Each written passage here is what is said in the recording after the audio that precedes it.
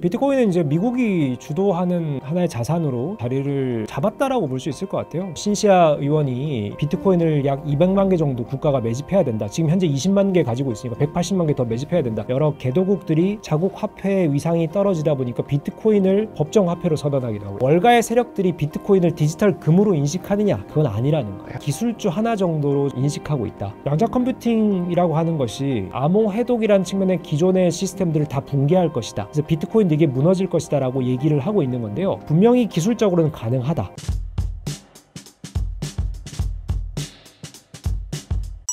현재 비트코인 상황은 어떻게 보고 계신가요? 비트코인은 이제 미국이 주도하는 하나의 자산으로 지금 자리를 잡았다라고 볼 수 있을 것 같아요. 작년에 비트코인 현물 ETF 상품이 미국 증권거래위원회로부터 승인이 돼서 지금 미국의 약 10여 개 자산 운용사들이 비트코인 현물 ETF 상품을 운용하고 있죠. 거기에 몰린 자금만 벌써 1년 6개월 만에 200조 원에 달한다라고 합니다. 비트코인 전체 시가총액이 2,500조 좀 넘어섰거든요. 그중에 약 10%를 이 비트코인 현물 ETF 상품, 즉 개인 투자자나 미국의 기관 투자자들이 ETF 상품을 통해서 간접 투자하고 있는 거예요. 거기다가 트럼프 대통령이 비트코인을 전략자산으로 선언하지 않았습니까?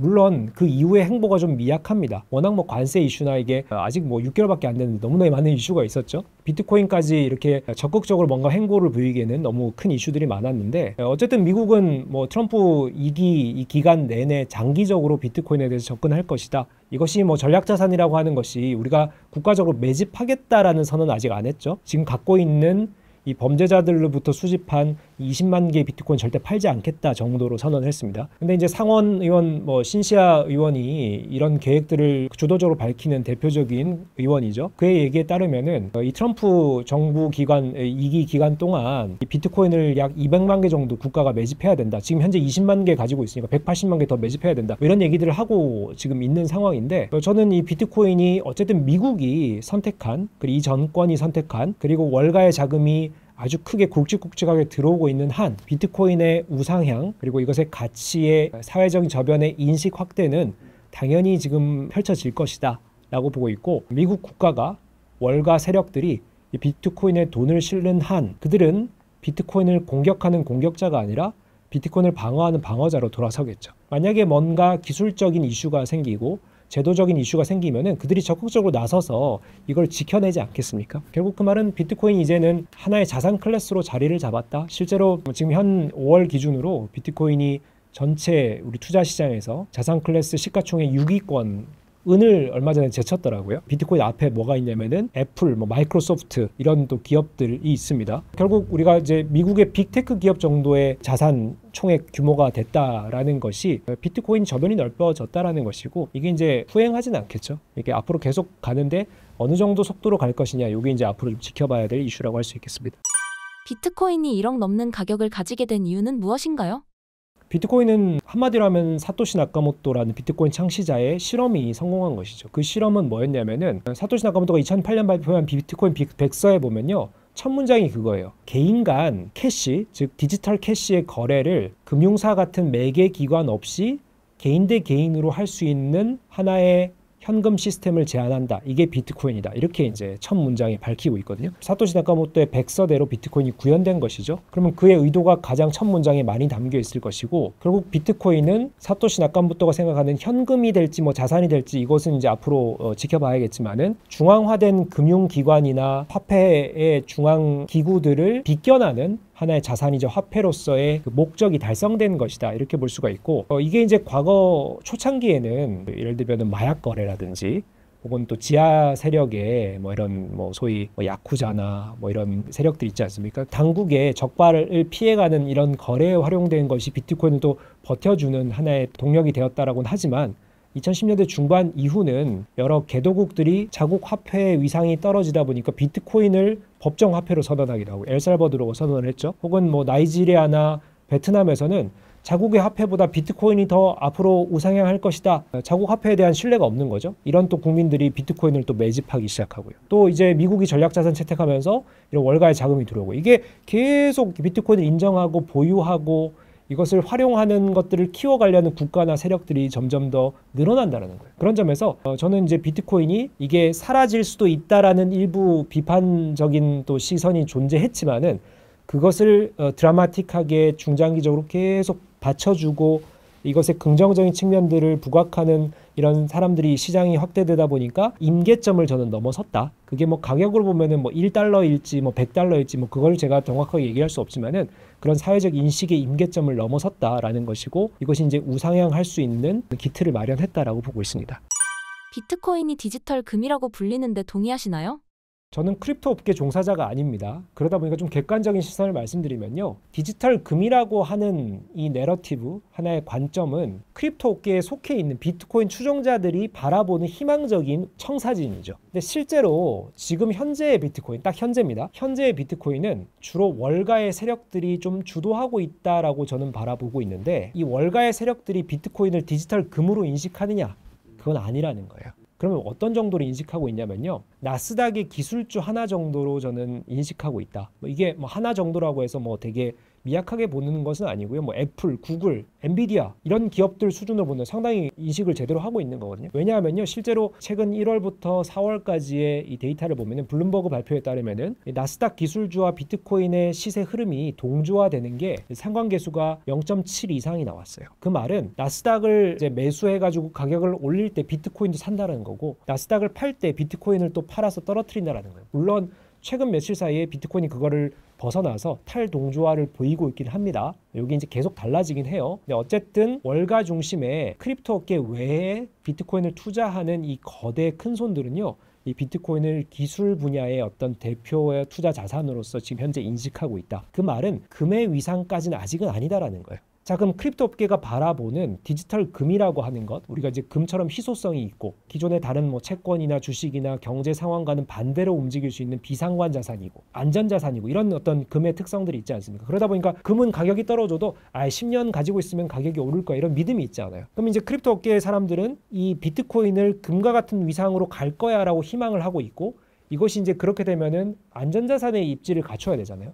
월가는 지금 그렇게 바라보지 않고 있는데 이게 충돌하고 있는 거예요. 그럼 이게 계속 충돌이 일어날 것이냐? 저는 그게 아니라 올해, 내년, 내후년 빠른 시일 내에 이 보는 관점들이 좀 통일이 될 것이다. 이게 믹스가 돼서 어느 정도 방향성이 잡힐 것이다. 그래서 저는 5년 후, 10년 후의 미래를 그려보면 비트코인이 정말 크립토 업계가 얘기하는 디지털 금으로서의 위상이나 관점이 대중화될 것이라고 보고 있고 그 관점이 되면은 우리가 좀 더 장기적으로 비트코인을 금과 같은 투자 대상으로 보는 것 우리가 충분히 고려해 볼 수 있는 관점이라고는 할 수 있겠죠.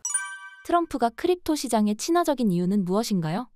트럼프는 다들 이렇게 생각하시겠죠. 트럼프는 장사꾼이죠. 장사꾼 마인드로 봤을 때 비트코인은 상당히 가치가 있는 거예요. 이거를 트럼프 일가가 이 뭐 아들도 그렇고 트럼프 영부인도 그렇고 이런 코인 업계에 또 발을 좀 걸치고 있지 않습니까? 뭐 그런 거 차치하고서라도 이 국가적으로 봤을 때 비트코인을 가지고 비트코인 업계를 키우면 예를 들면 관련 있는 코인이 달러 연동된 스테이블 코인이죠. 스테이블 코인을 구입해야만 비트코인을 투자할 수가 있습니다. 미국 시장에서는. 그럼 스테이블 코인 시장이 비트코인과 같이 크면은 이 스테이블 코인 업체들이 이 자산을 어떻게 키우느냐? 바로 국채, 미국 국채를 매입한다라는 것이죠. 이런 여러 가지 전문가들의 얘기를 들었을 때 비트코인 산업을 키우면은 우리가 국채의 수요도 확보할 수 있고 국가적으로 이것을 우리가 활용할 수 있는 용도나 가치가 충분히 있다. 이런 것들을 이제 지식을 통해서 학습을 한 것 같아요. 그러다 보니까 매우 장사꾼 마인드로 비트코인을 좀 띄워야겠다. 다만 중요한 것은 이 비트코인을 마구잡이로 띄울 수는 없는 게 지금 트럼프의 의도대로 미국이 이 비트코인을 상당수 비축했습니까? 아직은 부족하다라는 거예요. 그러다 보니까 이걸 이제 립 서비스를 비트코인 투자자들한테 막 해줄 수가 없는 거예요. 그럴 필요가 없는 거죠. 그래서 저는 비트코인을 중장기적으로 트럼프 정권 기간 내내 서서히 이런 어떤 액션을 취할 것이다. 라는 점에서 트럼프의 입만 바라보고 있는 투자자들 입장에서는 조금 더 긴 시간 안목을 가지고 접근을 해야 된다라는 말씀을 드리고요. 다만 트럼프의 지금까지 행보를 보면은 비트코인에 대한 지금까지 얘기했던 것들이 허사는 아닌 것 같아요. 충분히 비트코인 크립토 업계 그 차르라고 크립토 위원회도 만들고 위원장도 선임을 하고 또 과거 이런 코인 크립토 업계에 상당히 부정적인 언사를 늘어놓고 실제로 소송도 여러 건 걸기도 했던 증권거래위원회 게리 겐슬러 위원장을 사실 대통령 부임 전부터 저 사람 자르겠다 이걸 선언해가지고 실제로 사임하지 않았습니까? 뭐 이런 측면들의 여러 액션들이 상당히 이제 크립토 업계 친화적인 대통령은 맞다. 그런 점에서 우리가 이제 트럼프의 행보와 비트코인의 시세 혹은 앞으로의 발전 가능성을 좀 연결시켜 볼 필요는 있다라고 생각을 합니다. 글로벌 금융 시스템에서 비트코인의 위상은 어디쯤 와 있을까요? 이게 지금 정체성 혼란기라고 앞서 말씀드렸죠. 월가에서도 비트코인을 어느 정도 위치로 놔야 될까? 어느 정도 그 포트폴리오 그룹에다가 놔야 될까? 이걸 아직 결정을 못한 것 같아요. 이게 정말 디지털 금으로서 위성이 딱 자리가 잡히면은 이게 안전자산으로서 혹은 또 경제 상황과 연동되지 않는 비상관 자산으로서의 입지가 갖춰지면은 포트폴리오 그 정도의 할당을 하겠죠. 근데 이게 이제 아직까지는 명확한 컨센서스가 없다. 이게 앞으로 혼란의 시기는 계속 될 것이다라고 보고요. 다만 이제 시가총액 규모가 커지고 있는 것은 사실이죠. 이미 2,500조를 넘어섰기 때문에 이게 이제 금까지 간다라고 하면은 금이 지금 약 2경 한 5천조 정도 됩니다. 비트코인보다 한 10배 정도 규모를 가지고 있어요. 그러면 만약에 정말 크립토업계 바람대로 디지털 금이 된다. 금과 위상을 어깨를 나란히 한다라고 하면 10배 정도 상승 여력이 있다라는 것이죠. 이게 충분히 앞으로 좀 우상향할 수 있는 그런 방향으로 우리가 설정을 할 수가 있고, 이게 단순히 그냥 자산의 분배 측면이 아니라 비트코인의 용도가 생기고, 비트코인이 아니라 그것에 딸려오는 다른 코인 생태계, 크립토 생태계, 블록체인 생태계가 커지면은 훨씬 더 비트코인의 위상이 강화될 수가 있죠. 이게 단순히 투자 자산이 아니라 이게 용도가 있는 산업으로서 접근이 될 것이고, 이런 변화는 이 비트코인을 가격을 더 희망 가격을 더 높여볼 수 있는 하나의 또 긍정적인 요소가 될 것이다. 이런 것들을 우리는 주의 깊게 살펴봐야 된다라고 생각을 합니다. 양자 컴퓨터가 현실화되면 비트코인은 어떤 문제가 생기나요? 양자 컴퓨팅이라고 하는 것이 이제 과거 전통적인 컴퓨팅의 비트라고 하는 0과 1로 처리되는 어떤 방식이 지금 현재 사실상의 표준으로서 이 컴퓨터 도구나 이 연산 방법의 자리를 잡고 있는데, 이것을 완전히 획기적으로 새로운 차원으로 끌어올린 게 양자 컴퓨팅입니다. 그러니까 비트라는 것이 0과 1 하나만 한 공간에 들어갈 수 있다라면은 양자 컴퓨팅은 예를 들어서 한 공간에 0과 1이 혼재될 수 있다라는 거예요. 이게 우리 눈에 볼 때는 0인지 1인지 구분 못하는 상황이다, 이렇게 쉽게 설명드릴 수 있는데요. 이게 그러면 어떤 장점이 있냐면은 한 비트 공간에 0과 1 하나만 담을 수 있다라면 한 연산을 할 때 그 비트 공간의 숫자를 유지를 해야 되지 않습니까? 1, 0, 1, 0, 0 돼 있으면은 그것이 연산되고 처리될 동안 그 비트 공간은 다른 용도로 쓸 수 없습니다. 0과 1이 동시에 존재하면은 정말 빠르게 다양한 데이터들을 처리할 수가 있는 거예요. 그러다 보니까 주로 이제 암호를 해독하거나 혹은 뭐 이런 천문학이나 거대 데이터들을 빠르게 연산하고 이것을 처리해야 될 경우에 양자 컴퓨팅이 아주 빛을 볼 것이다라고 얘기를 하고 있고, 이 암호 해독이라고 하는 것도 우리가 쉽게 말하면은 우리가 캐리어에 비밀번호를 0, 1을 이렇게 조합을 해야 되는데, 만약에 세 자리라고 하면은 000부터 999까지 1000개만 숫자를 이게 발품 팔아서 집어넣으면 되지 않습니까?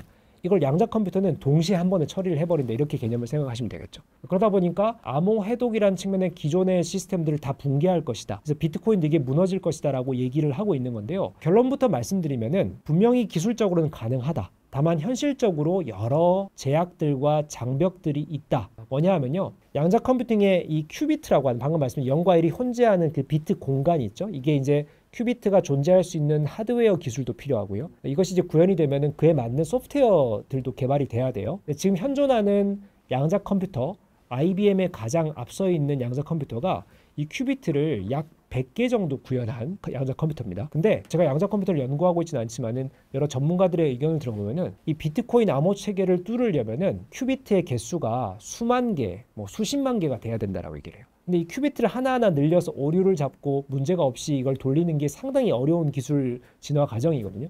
그래서 겨우 100개밖에 지금 구현을 못한 거예요. 그래서 이걸 10,000개, 수십만 개까지 늘리려면 엄청난 이 기술적인 진보가 필요하다. 첫 번째, 비트코인 뚫리기가 어려운 이유고요. 두 번째는 이것이 완성된다고 바로 뚫리는 것이 아니라 비트코인 뚫을 수 있는 또 소프트웨어 개발이 돼야 돼요. 이것도 역시나 그 이후의 후속 산업이라는 것이죠. 세 번째는, 이게 매우 현실적인 이슈인데, 비트코인이 뚫리기 전에 현존하는 금융 시스템이 먼저 뚫릴 겁니다. 비트코인보다, 블록체인 기반의 비트코인 보안 체계보다 현존하는 여러 데이터베이스, 금융 시스템, 여러 다양한 보안 시스템의 보안 솔루션들이 훨씬 더 약하다라는 거야. 양자 컴퓨터로 훨씬 더 쉽게 뚫릴 수 있다. 즉 비트코인 걱정하기 앞서서 전 세계 금융 시스템이 마비될 것이다 라는 것이고, 결국 비트코인까지 순번이 오지 않고 그 전에 뭔가 답들을 찾아내겠죠. 기술은 상호 발전을 하니까요. 방어하는 체계들이 구축되겠죠. 예를 들면은 양자 내성 암호라고, 이게 또 양자에 뚫을 수 있는 기술을 방어하는 보안 기술도 함께 발전을 하고 있습니다. 언론이 이것을 주목하지 않아서 그렇지 이쪽 기술들도 빠르게 발전을 하고 있고, 양자 기술이 암호를 해독하고 뚫어내는 것에 집중을 하더라도 이것을 보완하는 기술도 함께 발전을 하게 되면은 역시나 이게 어느 정도 균형점을 찾게 이 기술업계가 노력을 하게 될 것이다. 이렇게 보고 있습니다. 비트코인의 탈중앙화라는 철학이 여전히 유효하다고 보시나요? 맞습니다. 저도 일정 부분 동의를 하고요. 저도 기술 연구자로서 정말 사토시 나카모토라는 이 비트코인 창시자 의도는 중앙화된 금융기관과 정부의 시스템을 벗어나는 독자적인 독립적인 이 탈중앙성을 기반으로 한 화폐 혹은 캐시 시스템을 만들자는 게 그의 핵심적인 의도였거든요. 지금까지는 이런 목적과 가치로 비트코인이 상당히 많은 분들에게 긍정적인 인식을 갖게 해줬죠. 근데 미국이 전략자산화하고요. 월가가 들어오고요. 이게 정말 중앙화된 권력자들의 자본들이 비트코인에 들어오다 보니까 이게 탈중앙화라는 것이 퇴색될 가능성이 커진다라는 거예요. 기본적으로 투자 시장에서도 가격이 크립토 업계가 정말 이게 순수하게 가격을 끌어올리면은 지금의 현재 이 반감기 시즌에 훨씬 더 많이 올라가야 돼요. 근데 중앙화된 어떻게 보면은 이 월가의 세력들이 가격을 조종하는 것에 영향을 끼치다 보니까 이게 또 통제가 되는 거거든요. 이게 자산의 위상으로서도 중앙화된 지금 기존의 이런 금융 투자 시장의 어떤 편입이 되고 있는데 역시나 이런 뭐 감시 감독 체계라든지 혹은 거래소라든지 이런 이 비트코인을 둘러싼 주변 환경들이 중앙화된 형태들로 계속 갖춰져 가고 있고 그러다 보니까 이 탈중앙화의 정말 창시자의 어떤 목적이 퇴색되거나 방해를 받을 가능성이 크다. 저는 이런 점에서 비트코인의 탈중앙성이 자리를 잡으려면은 비트코인 하나만이 아니라 그것의 가치관, 어떤 이념적인 방향성, 그리고 블록체인을 활용한 여러 업종에 이 중앙화된 어떤 지금까지 한계를 깨는 여러 사례들이 나와서 이 업계 자체가 우리 세상의 가치관 자체가 혹은 어떤 방향, 진화 방향의 자체가 지금의 중앙화 효율화를 뚫어낼 수 있는 그런 사례들이 많이 나와야 이것의 비트코인의 가치가 확산되고 사회에 긍정적인 작용을 할 수 있지 않을까. 밸런스를 찾아가는 시간이 앞으로 많이 필요할 것이다. 이렇게 보고 있습니다. 신사임당 구독자분들께 한마디 부탁드립니다. 제가 좋아하는 신사임당 채널에 또 이렇게 지난번에 이어서 나오게 돼서 너무나 영광이고요. 많은 분들이 경제 변화, 기술 변화에 관심이 많으실 겁니다. 근데 제가 연구하는 이 기술이 정말 경제, 산업, 일상에 끼치는 영향이 너무나 큰 시기입니다. 내가 기술에 지금 내가 직접 종사하고 있지 않은 분들도 이 변화 흐름을 잘 읽고 우리 세상 변화를 예측하고 내 일상에 어떤 변화가 펼쳐질지 좀 구체적으로 고민하시는 것이 아마 도움이 될 것이고 어떤 세상의 새로운 기회를 얻는데 중요한 역할을 하게 될 것입니다. 또 다음에 또 나와서 좋은 말씀 드리도록 하겠습니다. 감사합니다.